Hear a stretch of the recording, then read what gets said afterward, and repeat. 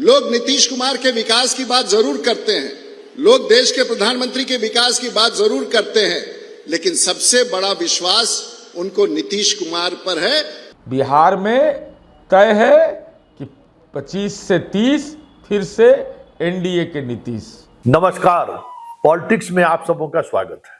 और आज हम पॉलिटिक्स में बिहार के उस पॉलिटिक्स की चर्चा करने जा रहे हैं जिस पॉलिटिक्स के सहारे बिहार बीजेपी कहीं न कहीं साह को लेकर सहज नहीं है। और इसकी वजह क्या है?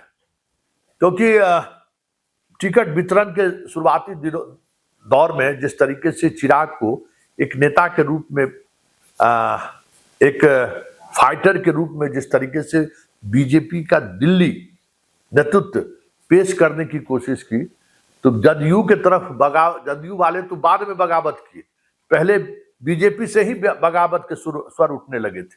और याद होगा गिरिराज सिंह का वो ट्वीट, जिस ट्वीट के सहारे उन्होंने सीधे सीधे तौर पर स्ट्राइक रेट पर सवाल खड़ा किया था। और उसके बाद जो कुछ भी हुआ सब सामने है।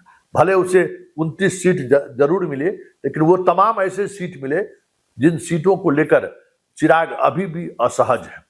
और आज भी हर जगह नॉमिनेशन की प्रक्रिया फर्स्ट फेज के नॉमिनेशन की प्रक्रिया पूर्ण हो चुकी है, लेकिन चिराग अभी तक बिहार नहीं पहुंचे।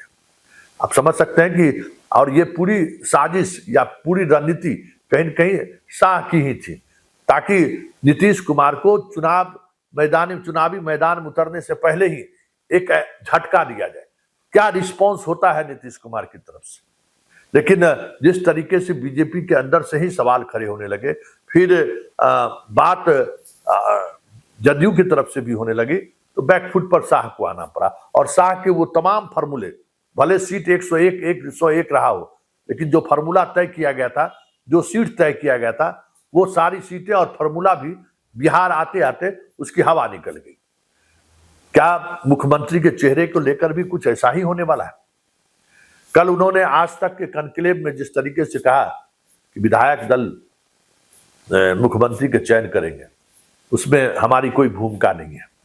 हाँ, नीतीश के नेतृत्व में हम चुनावी मैदान में जा रहे हैं। और बात में उन्होंने यहां तक कहा कि पिछली बार भी बीजेपी बड़ी सरकार पार्टी थी, फिर भी नीतीश मुख्यमंत्री बने, लेकिन मुख्यमंत्री नीतीश बनेंगे यह कहने से अमित शाह परहेज करते रहे। हालांकि कल रात में ही बीजेपी के प्रदेश अध्यक्ष का एक बयान आया जिसमें उन्होंने कहा कि नहीं, वो सिर्फ उसका तरीका बता रहे थे कि मुख्यमंत्री का चयन कैसे होता है। नीतीश कुमार को लेकर कोई असहजता पार्टी में या गठबंधन में नहीं है।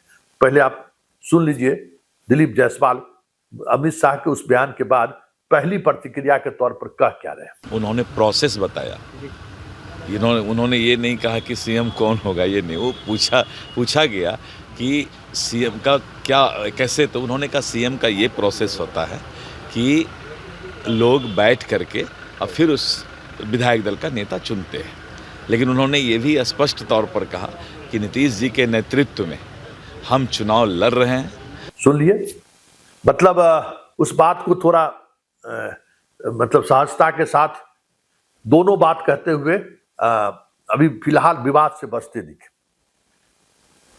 जदयू की अगर बात करें तो इस मुद्दे को लेकर जदयू की स्थिति यही है कि संजय झा ने इस मुद्दे पर ट्वीट तक नहीं किया है, जबकि आज राजनीतिक तौर पर बड़ी गहमागहमी इस विषय को लेकर है। सम्राट चौधरी को लेकर जो बातें आ रही हैं, उनके पिता का बयान आप सुन ही लिए होंगे, किस तरीके से पिता ने उन्होंने कह दिया पिता कि भाई बेटा मेरा मुख्यमंत्री उम्मीदवार है, उनको वोट करिए। उसको लेकर भी कोई प्रतिक्रिया जदयू की तरफ से नहीं है। आज शाह की मुलाकात भी नीतीश से हुई है और उस मुलाकात के दौरान जो तस्वीरें जारी हुई है आपको मुख्यमंत्री आवास के सचिवालय की तरफ से, उस तस्वीर से समझा जा सकता है कि कहीं न कहीं एक रणनीति के तहत संजय झा को उस फ्रेम से बाहर निकालने की कोशिश हुई। संजय झा के फेसबुक प्रोफाइल पर वो तस्वीरें हैं जिसमें संजय झा दिख रहे हैं, लेकिन नीतीश कुमार के प्रोफाइल पर जो तस्वीरें हैं उसमें सिर्फ संजय झा का पीछे का चेहरा दिख रहा है। वहां भी संकेत साफ है, लेकिन फिर भी शाह के उस बयान के बाद जदयू बैकफुट पर है, लेकिन बीजेपी ने ही बगावत का स्वर मजबूत किया है। तो पहले जरा नीरज का वो बयान सुनिए, किस तरीके से ठीक प्रदेश बीजेपी अध्यक्ष का जो बयान था, उसी बयान को नीरज भी एक कदम आगे बढ़ाते हुए बयान दिया कि नीतीश तय है।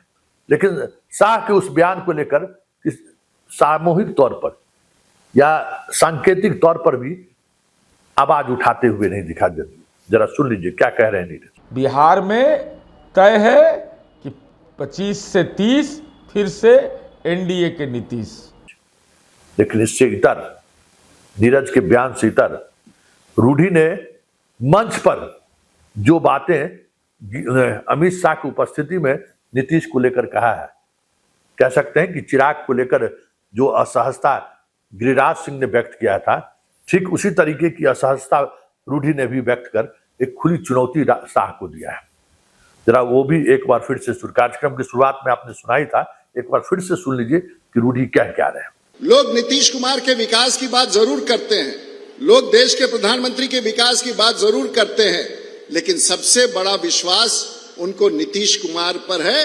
तो आपने सुना, मतलब दिलीप जायसवाल, नीरज, संजय झा का नो कमेंट्स और फिर राजीव प्रताप रूढ़ी का ये बयान, ये सारी चीजों पर अगर आप गौर करिएगा तो ये बात समझ में आनी शुरू हो गई है कि शाह बिहार को लेकर जो भी खेल खेलने की कोशिश कर रहे हैं या जो भी बिसात बिछाने की कोशिश कर रहे हैं, कहीं न कहीं उस बिसात को अपने तरीके से सेटल करने में बिहार बीजेपी के ही कई कद्दावर नेता लगे हुए हैं। वो राजीव प्रताप रूढ़ी और गिरिराज सिंह के बयान से साफ दिखने लगा है। ऐसे में होगा क्या, इसकी संभावना क्या है? क्या इस रूढ़ी की खुली चुनौती है? क्योंकि कॉन्स्टिट्यूशन क्लब के चुनाव के दौरान शाह की जो भूमिका रही, सीधे सीधे तौर पर शाह ने उसको प्रेस्टीज इशू बना लिया था और उस प्रेस्टीज इशू को कहीं न कहीं रूढ़ी ने ध्वस्त ही नहीं किया, आंख से आंख मिलाकर वो चुनाव भी जीत लिया। तो मंच पर मौजूदगी शाह का और बयान रूढ़ी का, क्या ये संकेत है कि बिहार में खेला हो गए? चुनाव बाद जो एक कोशिश हो रही है कि बिहार में बीजेपी की सरकार बनी, उसको रोकने की तैयारी या उसके रोकने की रणनीति बीजेपी के अंदर से ही तो बननी शुरू हो गई है। देखना दिलचस्प होगा। लेकिन इतना तय है रूढ़ी के इस बयान से, भले ताली बजा रहे थे अमित शाह, सत्ते में तो वो जरूर आ गए कि बिहार गुजरात नहीं है, बिहार मध्य प्रदेश भी नहीं है, बिहार राजस्थान भी नहीं है, बिहार महाराष्ट्र भी नहीं है, बिहार यूपी के पड़ोसी स्टेट में है, जहां वहां योगी चुनौती दे रहे हैं। आने वाले चुनाव परिणाम के बाद यहां आपको गिरिराज, राजीव प्रताप रूढ़ी जैसे नेता चुनौती देते हुए दिख जाए तो कोई बड़ी बात